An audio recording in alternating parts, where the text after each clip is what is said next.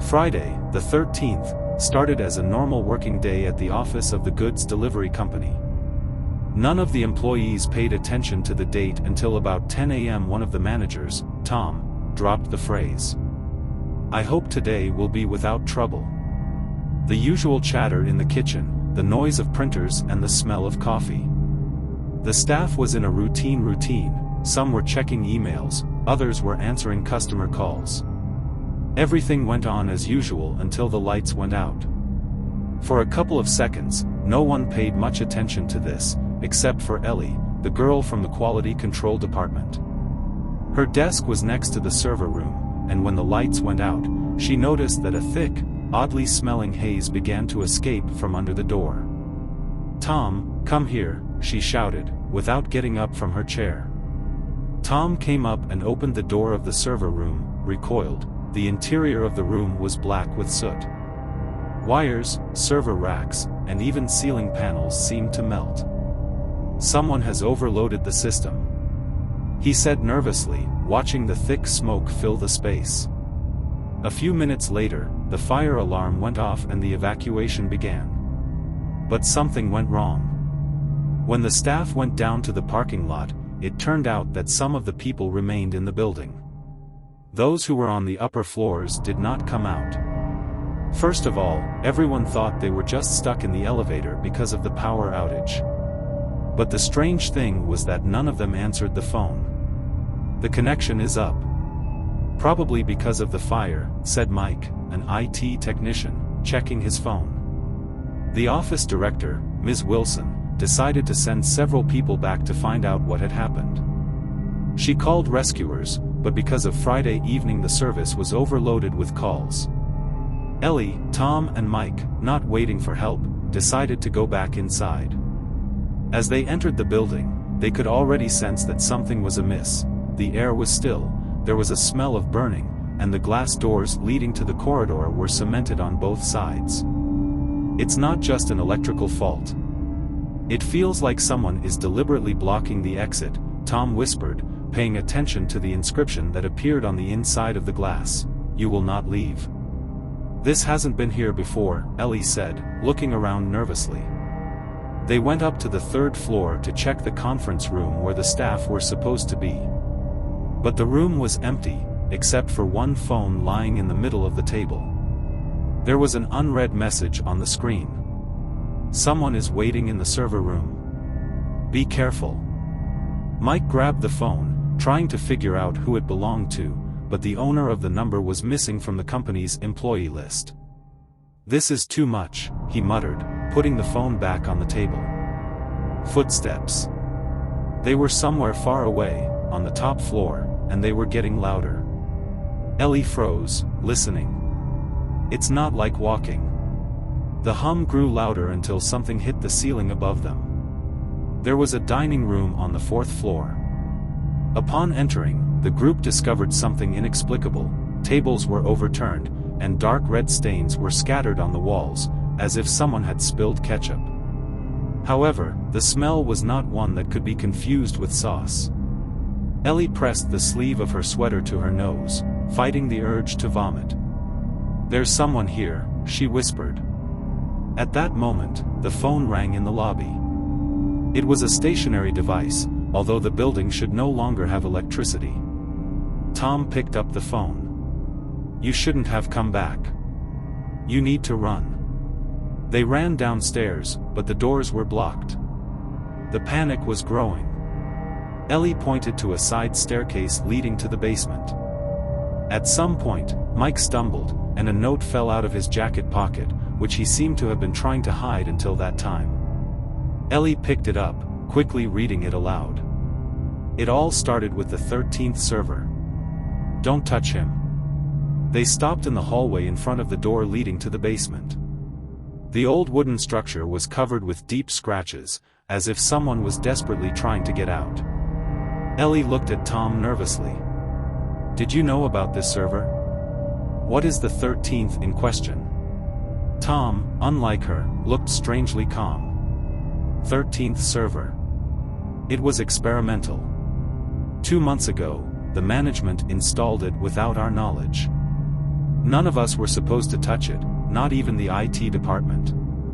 Ellie clutched the note in her hand, trying to connect everything in her head.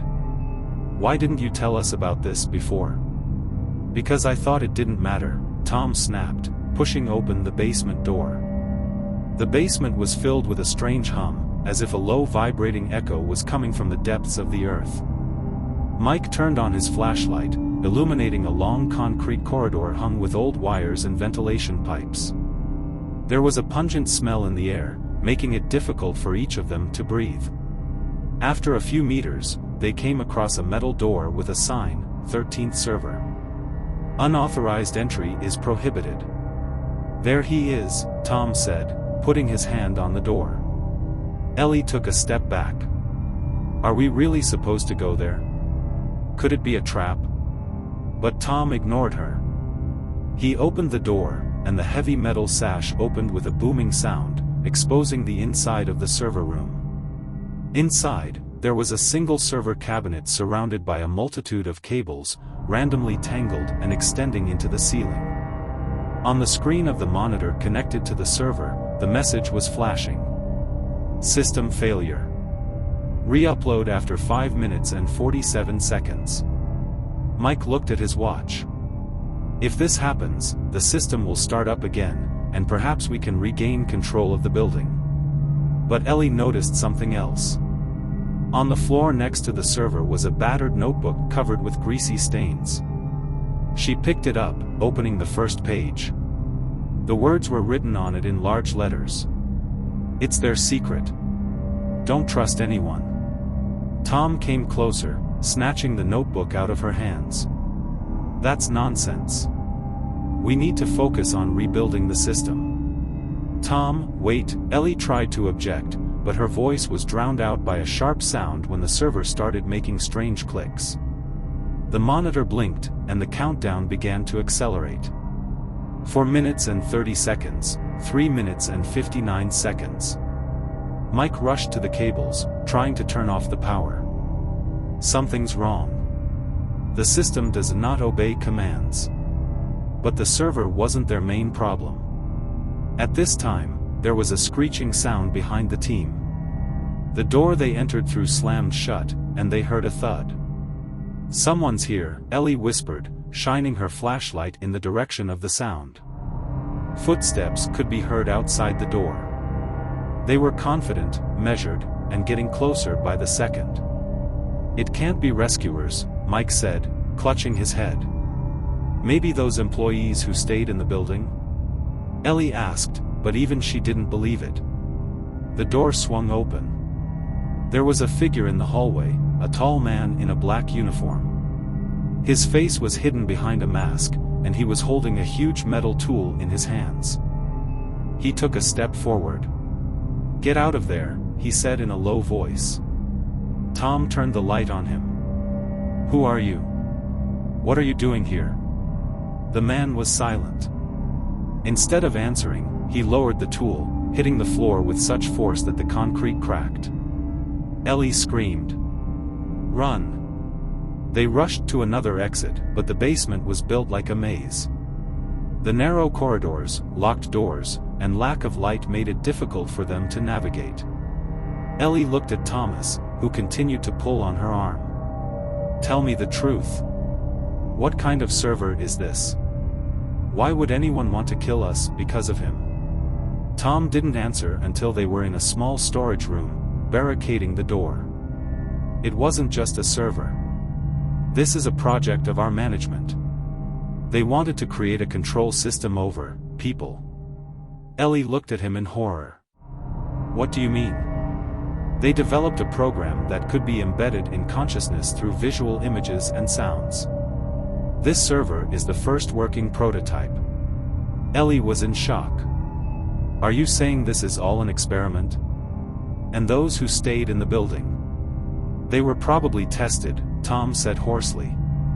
At this time, Mike, who was standing against the wall, screamed. They found us. The thuds on the door were getting louder.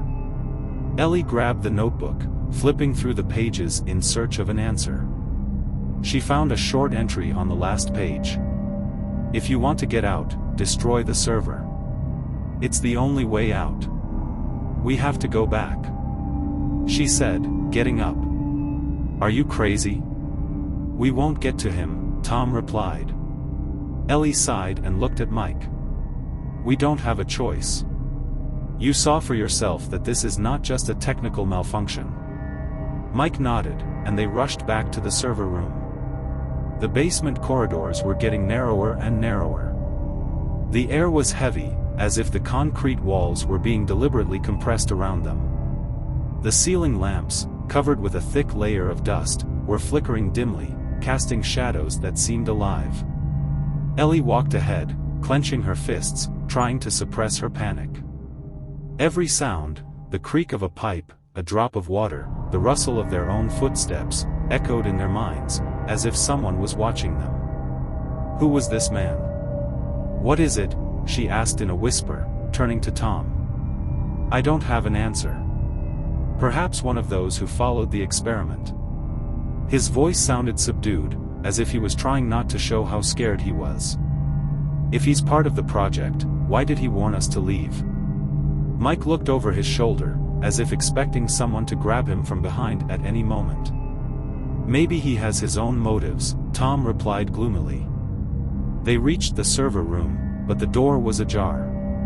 Ellie felt a cold stream of air rushing out from inside. There was a strange hum in the room, like a heartbeat. The server was flashing red, illuminating walls covered with unfamiliar symbols. What the hell is this? She whispered, looking at the patterns. It's a code. They purposely left it so that no one could figure out what was going on, Mike said, leaning closer. But that doesn't explain where these symbols came from. Ellie raised her hand to one of the inscriptions on the wall. His fingers were sticky with what looked like dried blood. There were obviously people here. And they didn't just write. They were leaving something behind. There was another note on the floor next to the server. This time the text was clearer. Do you still think you can turn it off? Try. This is no longer a program. It's a mechanism. What does that mean? Ellie asked, showing the note to the others.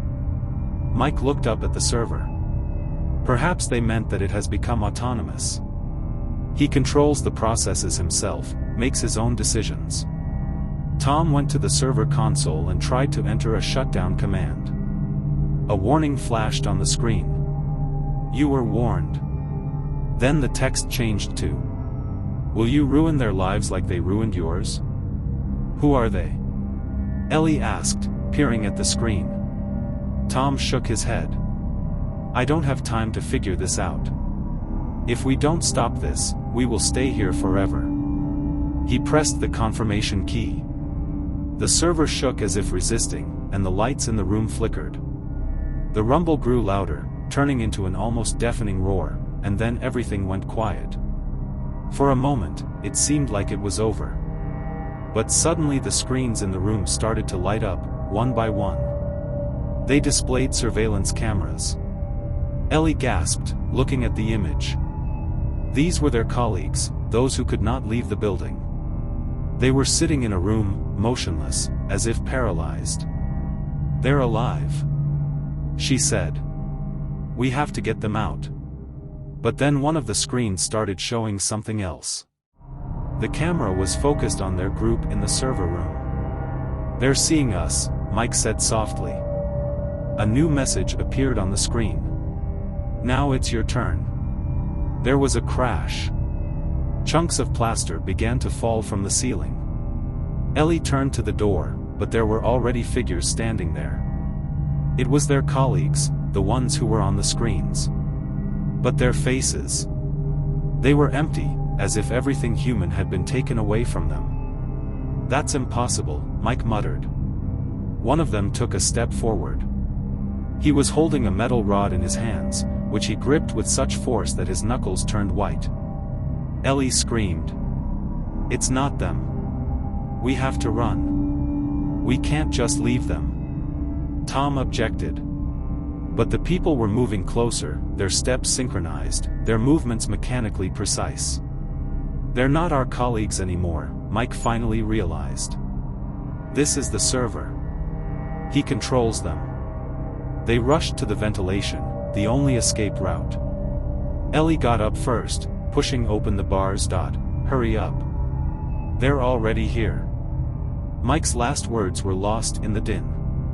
One of the people grabbed his leg, pulling him down. Ellie tried to hold him back, but Tom pulled her by the arm. We don't have time. They won't stop. Ellie climbed into the vent, hearing Mike screaming downstairs. His screams suddenly stopped. We abandoned him, she whispered, moving forward. But Tom didn't answer. When they got outside, there was dead silence. The fire alarm went off, and the building seemed calm. Ellie turned to look at him, standing in the parking lot. We can't just leave. We have to do something, she said. But Tom was already moving away. His face was pale, his gaze blank. It's too late. Everything is already running. Ellie watched him get into the car and drive away, leaving her alone. She turned back to the office. There, behind the glass doors, she saw the figures again. They stood motionless, as if they were waiting for her to return. Ellie stared into the dark hole from which they had just emerged. The building behind them seemed dead, but it had its own threat, too quiet, too calm. She clenched her hands into fists, trying to banish the feeling that they were being watched even now. But now what? Mike died, Tom ran away, leaving her alone. A couple of hours later, while still within sight of the building, Ellie heard a noise. It was the sound of an engine, quiet, steady, approaching. Tom's car was coming back. What the hell? She whispered, clutching the stone in her hands just in case. The car stopped, but the door didn't open. Ellie moved closer, pressing herself against the concrete pillar. She looked inside and realized that Tom was still driving. His face tilted to the side, as if he had fallen asleep, or lost consciousness. She opened the door and gently touched his shoulder. Tom? His body went limp, falling into her arms. There were deep cuts on his chest, as if someone had deliberately driven the knife blade too slowly to cause more pain. The pocket of his shirt was cut open, and inside there was a note. Choose, stop them, or leave and live. You know where to find a way out. Ellie felt her legs go limp. Who wrote these notes? Why are they watching their every move? She couldn't leave Tom here, not even dead. Dragging his body into the back seat, she got behind the wheel and started the car. 20 minutes later, when she was on the road heading towards the city, Ellie began to feel that something was wrong. She looked in the rearview mirror and noticed, Tom's head was in a different position now. It's impossible, she muttered. The headlights picked out something on the road. A metal barrier, as if specially built to block the passage. She twisted the steering wheel, trying to slow down, but the car skidded on gravel, and they crashed into a sign. Ellie hit her head on the steering wheel, hearing the humming sound of a damaged engine. When she woke up, it hadn't been more than 10 minutes. When Ellie opened her eyes, she immediately felt that she was no longer alone. Tom's body disappeared from the back seat. Her breathing became ragged. After getting out of the car, she felt the night getting strangely cold. Looking up, she saw a man. The figure stood on the road in shadow, illuminated only by the remnants of the headlights. Who are you? Ellie screamed, her voice cracking with panic. There was no response. The man just raised his hand, pointing to the place where they came from. Her mind was fighting with itself. Escape? Go back? But her legs wouldn't obey her anymore. She went where the gesture indicated. After a while, Ellie found herself at the building again. But something has changed. There was another car in front of the doors now. She recognized it immediately. It was Mike's car. Inside, on the passenger seat, she saw a folder with documents. An autonomous data processing system. Experimental studies of the effects on the human psyche. She flipped through the pages, reading about the project they had developed. The idea was to create a system that could manage the team's teamwork while minimizing emotional mistakes. The system collected data from conversations, observations, and painful losses. Ellie shuddered when she read that the first experiment went wrong, but they decided to hush up the results. "They used us," she whispered. But a voice inside her told her that something didn't add up. The noise came again. This time it was the elevator in the building.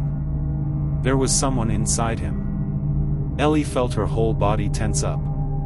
The elevator stopped.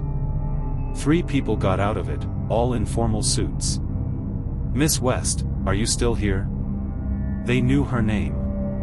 They knew who she was. "We didn't expect you to stay," said one of them, a man with short gray hair. Ellie felt cold sweat trickle down her back.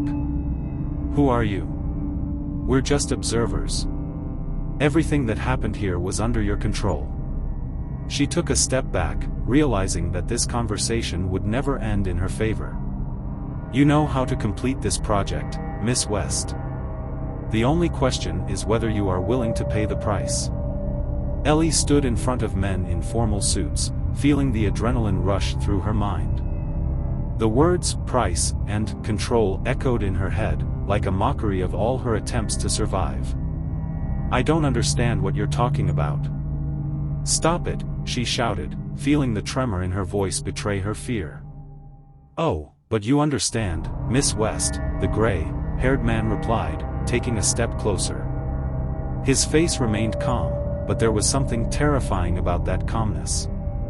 He handed her a tablet, on the screen of which the countdown was displayed. 0:59, 0:58. "The choice has always been yours," he said.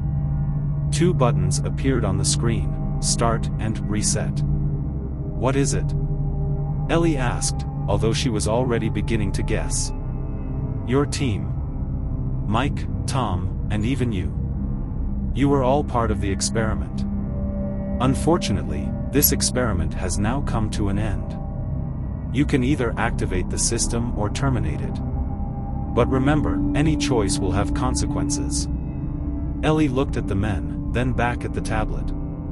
As if in response to her doubts, the door of the building opened from behind, and a stretcher was wheeled out of the darkness. Mike was lying on them. His eyes were open, but he wasn't moving. He's dead," Ellie managed, not believing her own eyes. "Not yet," the gray-haired man said softly. "But if you press reset, it will remain in this state. Eternal oblivion." "And the launch?" The man smiled for the first time. "You'll save his life, but yours will be a little shorter." Ellie froze, unable to breathe. The choice was monstrous. She slowly raised her finger to the screen, feeling a growing desperation squeeze her chest. "What do I get in return? What is it?" she asked, trying to make sense of the situation. "Answers," the man replied. Her finger hovered over the button. The time on the screen was coming to an end, 0:10. 00:09. "You were playing with us like with toys." Ellie screamed. "Perhaps," the gray-haired man nodded, his voice sounding almost gentle. "But some toys choose themselves." Ellie pressed the start button. Everything happened instantly. A flash of light hit her in the face, there was a metallic hum, and the world around her disappeared, leaving only cold and silence. She felt her body becoming light, as if she was withdrawing from reality, dissolving into the void. When she opened her eyes, she found herself in a small room.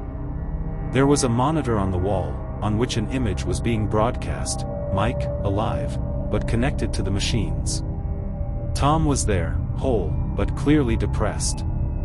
The gray-haired man's voice came from the speakers.